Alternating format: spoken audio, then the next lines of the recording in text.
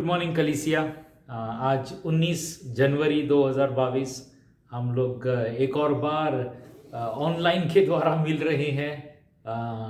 स्थितियां कुछ इस प्रकार हैं, लेकिन परमेश्वर हमारे साथ है हर परिस्थिति में, और उसका वचन जो है वो सत्य है। वो हमारी मदद करता है कि हम अपनी नज़रें उसके ऊपर लगाए रखें, और आज भी वो हमें फलवंत करना चाहता है। हर परिस्थिति में परमेश्वर चाहता है कि हम फलवंत रहें। तो आज जो मैं आपके सामने वचन लेकर आ रहा हूं, जो शीर्षक मुझे परमेश्वर से लगा है, वो है उस शीर्षक का नाम है आशीष, द ब्लेसिंग।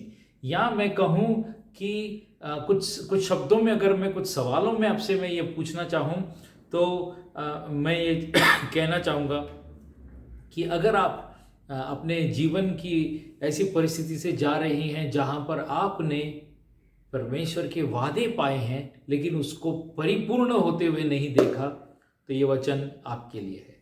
अगर आपके जीवन में सब कुछ अच्छा जा रहा है, बहुत अच्छा है, परिवार अच्छा है, सब कुछ अच्छा है, बिजनेस अच्छा है, लेकिन फिर भी कहीं तो आपके मन में एक शांति नहीं, एक विचलितपन है, और वो सिर्फ आप ही समझ सकते हैं।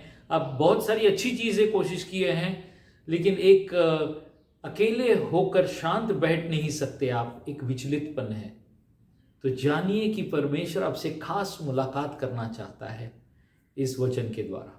ठीक है, तो आज जो वचन है, मैं फिर से कहूँगा कि आशीषों में आशीषें कब आती हैं, आशीषों के विषय में जो है वो आज मैं आपके सामने चर्चा करूँगा। ये 2 भाग का प्रचार है। आज एक भाग रहेगा, और फिर अगली बार जब मैं प्रचार करूंगा तो उसका दूसरा भाग रहेगा। आमीन। तो पहला भाग आज शुरू करते हैं। आइए प्रार्थना करें, प्रभु से मदद मांगे। पवित्र आत्मा, हम धन्यवाद देते हैं प्रभु। धन्यवाद धन्यवाद धन्यवाद धन्यवाद मेरे सारे सुनने वालों के लिए जो मुझे सुन पा रहे हैं। इस वक्त मैं मांगता हूं प्रभु, हम सबके ऊपर तेरी आशीष आए।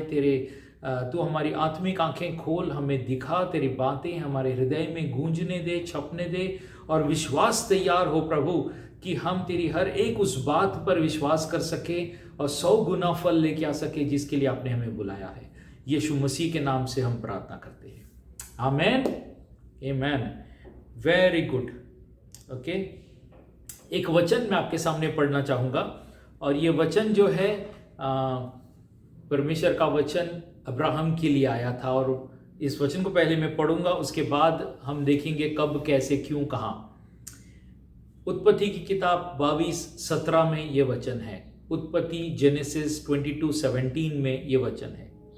इस कारण मैं निश्चय तुझे आशीष दूंगा, और निश्चय तेरे वंश को आकाश के तारांगण और समुद्र के तीर के भालू के किनकों के समान अनगिनत करूंगा, और तेरा वंश अपने शत्रुओं के नगरों का अधिकारी होगा, और पृथ्वी की सारी जातियां अपने को तेरे वंश के कारण धन्य मानेंगी, क्योंकि तूने मेरी बात मानी है।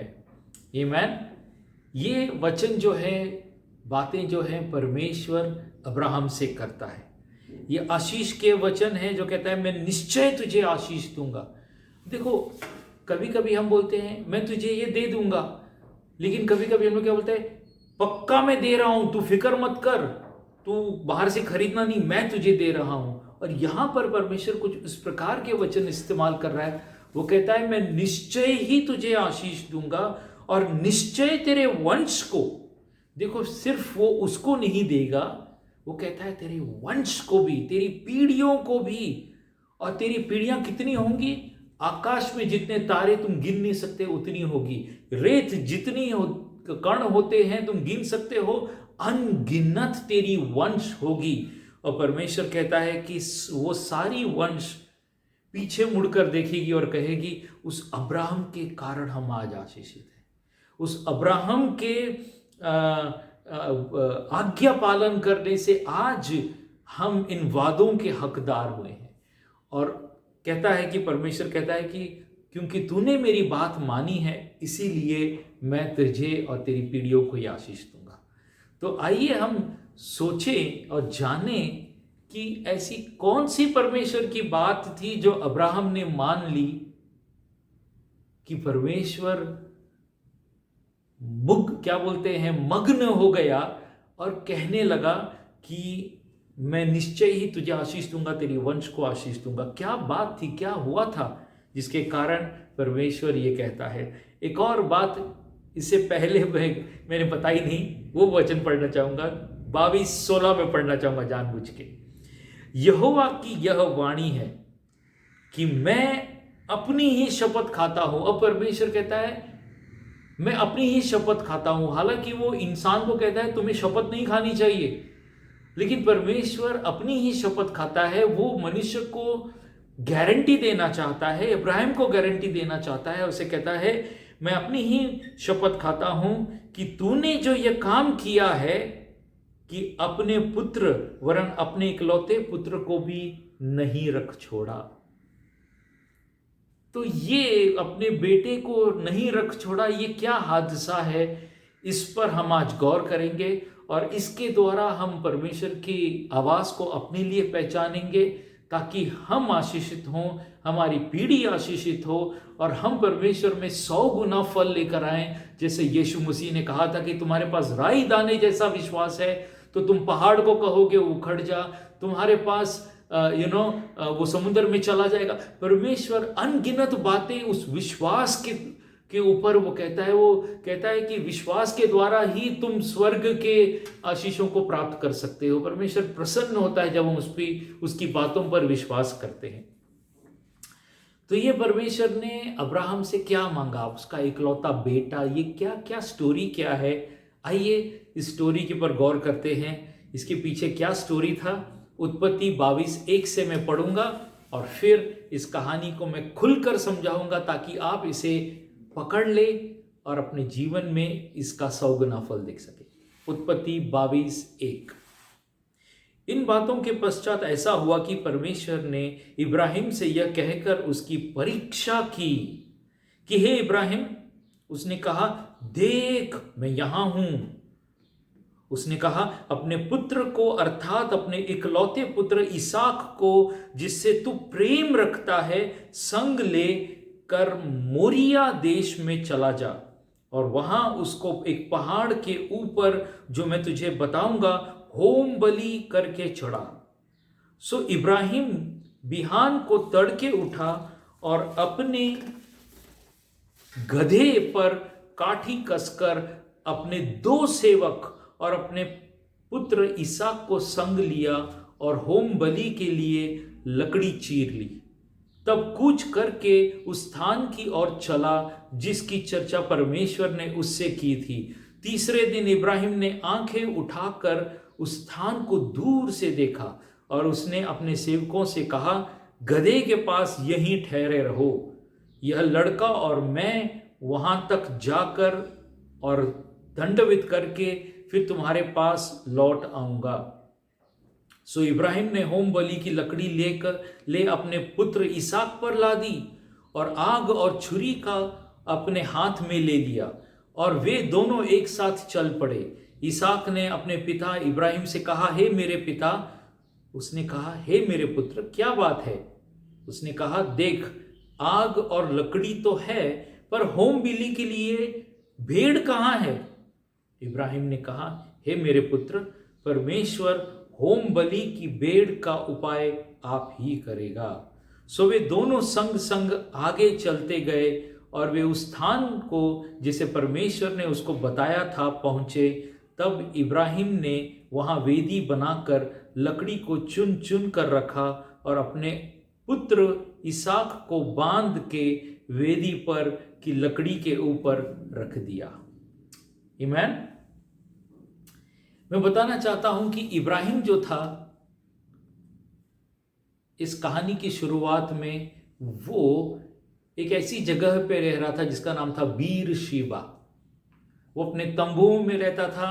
वो अपनी बीवी सारा और उसका इकलौता बेटा इसहाक के साथ रहता था। हालांकि इब्राहिम को अपनी नौकरानी के द्वारा एक पहला बेटा हुआ था जिसका नाम था इश्माइल। लेकिन परमेश्वर जब इब्राहिम से यहाँ पर बात करना शुरू करता है तो सबसे पहले वो इब्राहिम से बातचीत करते समय वो 2 बार आवाज लगाता है इब्राहिम इब्राहिम। और इब्राहिम का तुरंत जवाब क्या रहता है? हाँ प्रभु, मैं यहाँ हूँ। पहली बात हमको ये सीख देखने को मिलती है कि रात के समय में जब इब्राहिम सुबह सुबह जब भी हम या रात को समय में जब हम थके हुए सोते हैं, तो जब कोई उठाने आता है तो हम उठते नहीं हैं। लेकिन इब्राहिम को देखो, वो उतावला था परमेश्वर की आवाज़ का। वो परमेश्वर की आवाज़ को सुनता है और उससे जवाब देता है, हाँ प्रभु, मैं यहाँ हूँ, बोल प्रभु, मैं सुन रहा हूँ।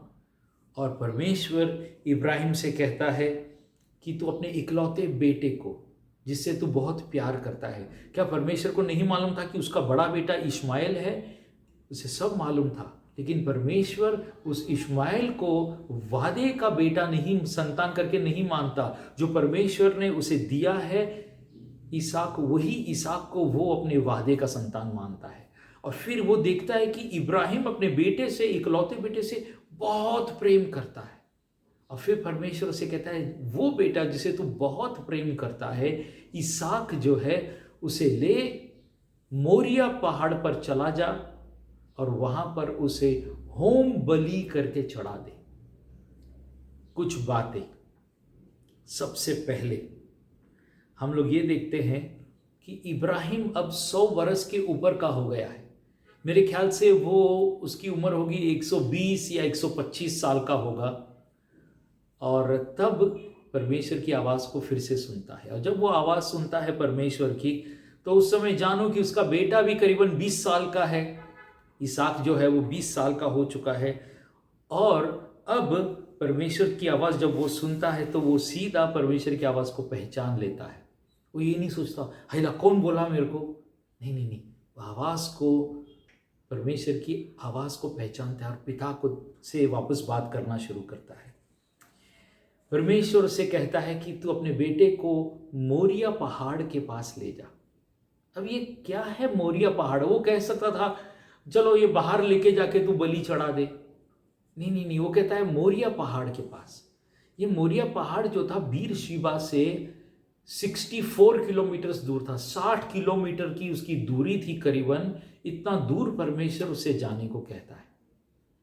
तो ये मोरिया पहाड़ का जो रहस्य है, थोड़ा हम इसको अब गौर करेंगे।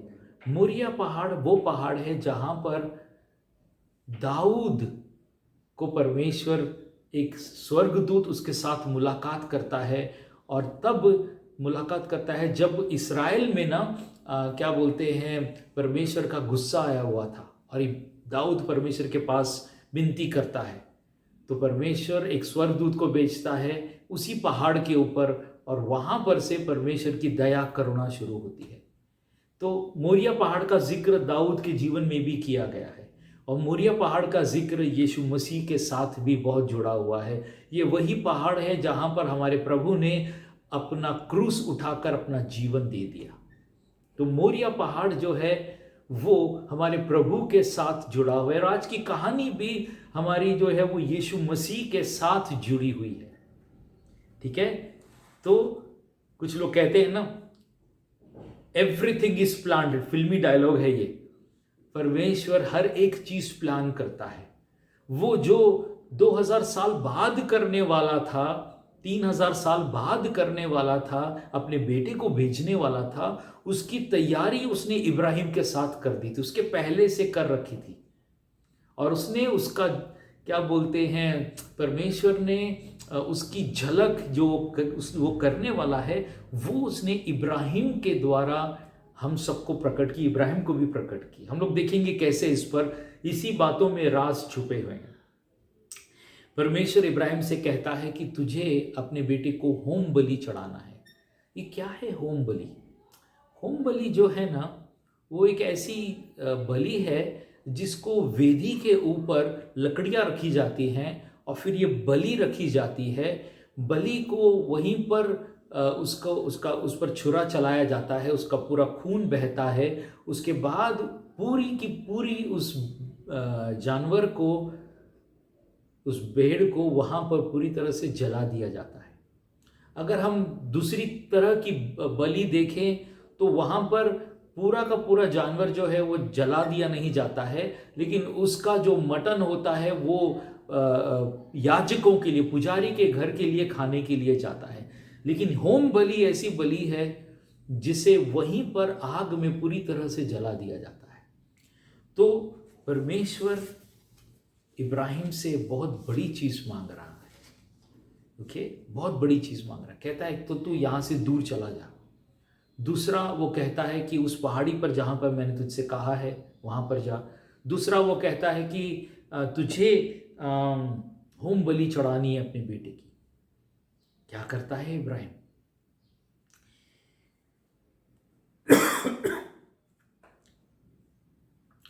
इब्राहिम जो है वो सुबह उठता है, तड़के सवेरे उठता है। बाइबल में दिया है सवेरे उठता है, 2 नौकरों को लेता है, एक गधे को लेता है और अपने बेटे को लेता है। मजे की बात यह है कि इतना सुबह ये सब लोग उसके साथ तैयार होते हैं और जाने की तैयारी करके वो चले जाते हैं वहां से। हो सकता है इब्राहिम कहता, अरे क्या पापा, आजकल तो लॉकडाउन है, क्या सुबह को जल्दी उठा रहा है, किधर जाना है, क्या कौन सा गवर्नमेंट का काम है, सब बंद है। नहीं नहीं नहीं, उसके नौकर भी उतावले रहते हैं इब्राहिम की बात सुनने के लिए। इब्राहिम 120 बरस का बुढ़ा है, दाढ़ी बीड़ी एकदम सफेद हो गई रहेगी मेरे को लगता है।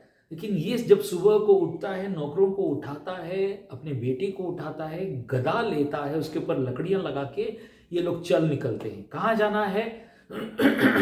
मोरिया पहाड़ी की तरफ जाना है। और मोरिया पहाड़ी कितना दूर था? वहां से 2 दिन का सफर था। तीसरा दिन सब वो जब वो सुबह पहुंचे तब देखते हैं पहाड़ी के पास वो लोग वहां पर आ पहुंचते हैं। अब हम देखते हैं ये 2 नौकरों का क्या चक्कर है। बाइबल में ये 2 नौकर क्यों लिखे हैं इब्राहिम के साथ? हम जब देखते हैं हमारे प्रभु यीशु मसीह को जब क्रूस पर चढ़ाया गया तो उसके साथ कितने और लोग क्रूस पर थे? बिल्कुल सही, उसके साथ भी 2 चोर थे, लेकिन यहां पर 2 नौकर का जिक्र किया गया है। तो ये जो पूरी कहानी है यीशु की कुर्बानी से बहुत जुड़ी हुई है। ओके, हम आगे देखते हैं, एक और शख्स का वहां पर जिक्र किया गया है, वो गधा। ठीक है, एक गधे का जिक्र किया गया है। वो बोल सकता था बाइबल में कि वो लोग लकड़ी लेकर गए, लेकिन ये क्यों लिखा है इस गधे के ऊपर लेकर गए? आप जानते हैं यीशु मसीह जब यरूशलेम में अंत के दिनों में जब वो प्रवेश करते हैं तो वो किस पर सवार होके आते हैं? बिल्कुल सही, वो गधे पर सवार होके आते हैं। और ये कहानी जो है बिल्कुल यीशु के साथ, कुर्बानी के साथ जुड़ती जा रही है। हम आगे देखते हैं कि पिता जो है, इब्राहिम जो है, अब इस पहाड़ी के नीचे आके पहुंचा है। वो उन 2 नौकरों से कहता है तुम लोग यहीं पर रुको। गधे को भी वहीं छोड़ देता है, लकड़ी लेता है, अपने बेटे के कंधे के ऊपर डाल देता है और छुरी एक हाथ में आग लेकर बोलते चल बेटा हम पहाड़ी पे जाएंगे। अब बाप बेटे, सिर्फ बाप और बेटे रह गए, उस पहाड़ी पर जा रहे हैं बलि चढ़ाने के लिए। जीवन के कुछ पल ऐसे आते हैं जहां पर परमेश्वर किसी और को तुम्हारे साथ आने नहीं देगा। परमेश्वर चाहेगा कि तुम और मैं, परमेश्वर चाहेगा तुम और सिर्फ मैं, बंद कमरे में हम लेन देन करेंगे। मैं तुझसे कुछ मांगूंगा, तू मुझे दे, और मैं तुझे कुछ दूंगा जो तेरे और तेरी पीढ़ियों के लिए बना रहेगा। और इब्राहिम अपने बेटे को लेकर उस पहाड़ी पर चल निकला। जैसे ही वो उस पहाड़ी पर जाता है, बेटे का ट्यूबलाइट जलता है, इसहाक का ट्यूबलाइट जलता है। बोलते हैं पिताजी लकड़ी ले लिया है, आग ले ली, छुरी ले लिया है, अरे लेकिन बलि के लिए जानवर किधर है? सोचो, इब्राहिम जा रहा है, उसके मन में क्या हो रहा होगा कि वो कैसे बताए अपने बेटे से कि तू ही वो बलि है। और उस समय इब्राहिम कहता है बलि का बंदोबस्त परमेश्वर करेगा, बलि का बंदोबस्त परमेश्वर करेगा। और वो जा रहे हैं। जैसे ही उस पहाड़ी पर पहुंचते हैं, वहां पर वो लोग पहले वेदी बनाते हैं, लकड़ियों को पहले वो पत्थरों को रखते हैं, उसके बाद उसके ऊपर लकड़ियां लगा रहे हैं। और सोचो, इन सारे कामों में बाप और बेटे दोनों मिलकर कर रहे हैं। बेटा तो खुशी खुशी कर रहा होगा, सोच रहा होगा मैं पिताजी के साथ बलि चढ़ाने के लिए बहुत समय के बाद आया हूं और हम लोग मिलकर दे रहे हैं। लेकिन बाप के दिल में क्या हो रहा था? बाप के दिल में वो सारे बचपन से लेकर अब तक के सुहाने पल, बाप अपने दिल में हर एक पल याद करता होगा कि मेरा बेटा जिस दिन जन्मा था मैंने उसे गोद में उठाया था, जब उसका फर्स्ट बर्थडे किया था तो कितने लोग आए थे, कैसे मैंने जश्न मनाया था, जब वो 10 साल का हो गया तो मैं कैसे खुशी मना रहा था, जब मेरा बेटा बड़ा होकर मेरे पास दौड़ के आता है तो मैं कितना खुश होता हूँ।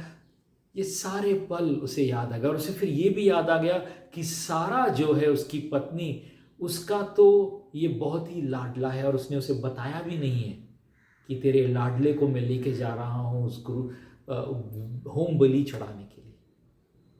ये सारा तूफान अंदर चल रहा होगा, लेकिन इन सारे तूफान के समय में भी इब्राहिम की नजरें कहां पर लगी थी? उस परमेश्वर पर लगी थी जो उसके साथ वादा किया है कि तू और तेरा वंश जो है वो हुकूमत पूरे दुनिया भर में फैलेगा। और इब्रानियों की किताब में उसके विषय में 11:17 में लिखा है, विश्वास के कारण ही इब्राहिम ने जब परमेश्वर उसकी परीक्षा ले रहा था, इसहाक की बलि चढ़ाई, वही जिसे प्रतिज्ञा प्राप्त हुई थी, अपने एकमात्र पुत्र को जब वह बलि देने वाला था। इब्राहिम विश्वास करता था कि परमेश्वर वो है जो मरे हुओं को भी जिंदा कर सकता है। इब्राहिम के अंदर ये वादा जो परमेश्वर की ओर से आया था, ये वादे के अनुसार इतना विश्वास था कि अगर बेटा मेरा आज कुर्बान भी हो जाता है तो परमेश्वर मेरे बेटे को फिर से जिंदा करेगा, क्योंकि परमेश्वर ने इसी के द्वारा वादा किया है। सोचो, परमेश्वर का पूरा प्लान जो उसने इब्राहिम से शुरू किया था कि वो उसके वंश के द्वारा अपने बेटे यीशु मसीह को धरती पर लाएगा, अब वो खुद ही इब्राहिम के पास उसकी बलि मांगने को रुका हुआ है। वो अपना हृदय, परमेश्वर पिता अपना हृदय इब्राहिम में तैयार कर रहा है, क्योंकि परमेश्वर पिता अपने बेटे यीशु मसीह को क्रूस पर कुर्बान करने वाला था हम सब के लिए। तो उसने वैसा हृदय इब्राहिम के अंदर, उसके वादे उसने पैदा कर उसे तैयार करने की लिए ये परीक्षा रखी। और अब जानते हैं क्या हुआ। जब समय आया तो इब्राहिम ने कहा इसहाक से, बेटा भली और कोई नहीं, तू है। कहीं पर बाइबल में नहीं लिखा है कि इसहाक ने संघर्ष किया, कहीं पर यह नहीं लिखा, आई लो पिताजी आप मेरे को पहला बोलते तो मैं नहीं आता था, मैं अपने आप को क्यों दूं, मेरी शादी भी नहीं हुई है, मैंने क्या गलत किया है तो मेरे को बलि चढ़ा रहा है।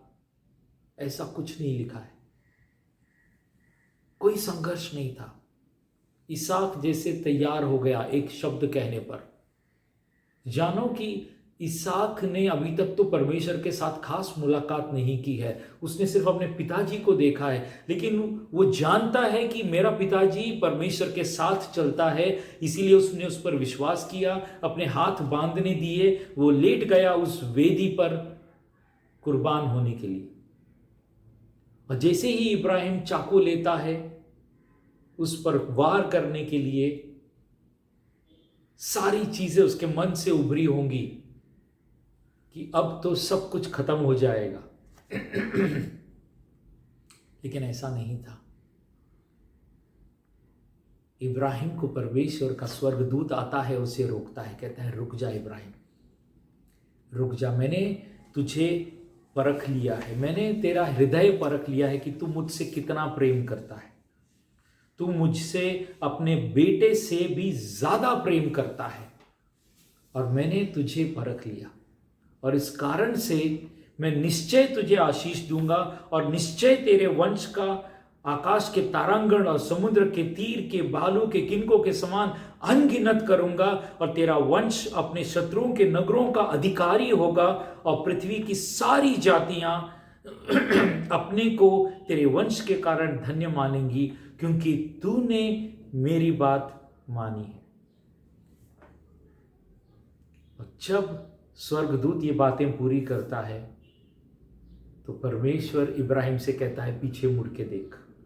जैसे ही वो पीछे मुड़ के देखता है, वहां पर झाड़ियों के बीच में एक भेड़ है जिसके जो सींग है वो फंसे हुए हैं उस झाड़ियों में। उसके जो बाल थे, हो सकता है वो भी फंस सकते थे, नहीं, सिर्फ उसके सींग वहां पर फंसे हुए हैं।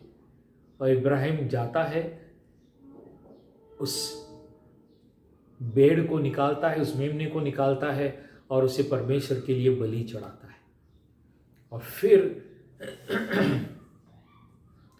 वहां से शास्त्र में दिया है कि इब्राहिम नीचे लौट के आता है और अपने नौकरों के साथ वापस बीर शिबा में आता है।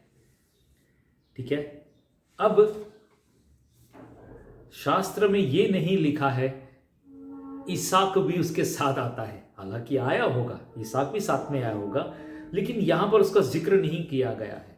तो कहां गया इसहाक, और फिर बीर शिबा में ही क्यों वापस लौट गए? क्या है इसका मतलब बीर शिबा का?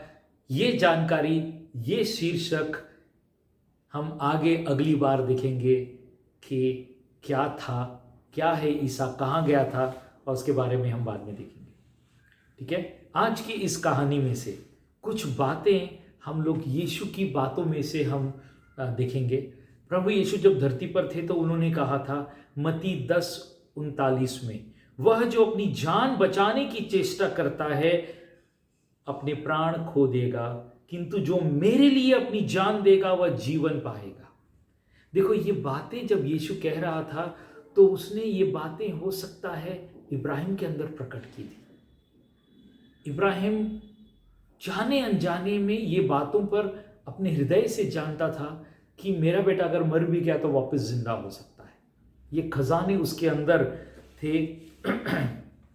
एक और बात मुझे यीशु की याद आ रही है, जब प्रभु यीशु धरती पर थे तो उसके विरुद्ध जो थे ना लोग खड़े हो गए, और प्रभु ने उनसे कहा यूहन्ना 8:56 में, तुम्हारा पूर्वज इब्राहिम मेरा दिन देखने की आशा से आनंद से भर गया, उसने देखा और प्रसन्न हुआ।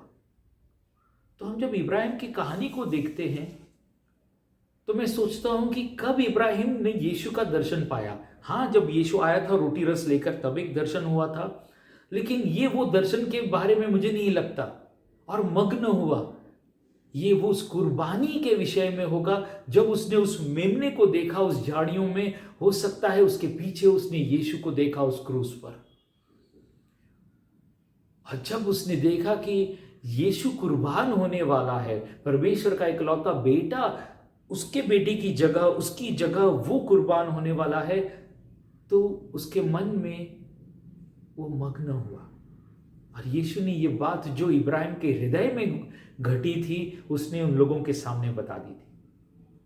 और वो हमारे लिए कि इब्राहिम ने भी यीशु की कुर्बानी को बहुत करीबी से देखा था, उसने समझा था। एक और चीज फलवंतता के विषय में सुनना चाहेंगे? यूहन्ना 12:24 में लिखा है, बहुत ही जरूरी, मजेदार, और इस बात की जो मैं बताने वाला हूं इसके बिना आप फलवंत नहीं हो सकते। आप कुछ भी कीजिए, आप फलवंत नहीं होंगे, क्योंकि शास्त्र अपने वचन से, परमेश्वर का वचन जो है वो सत्य है, उसके बिना वो हिलेगा नहीं।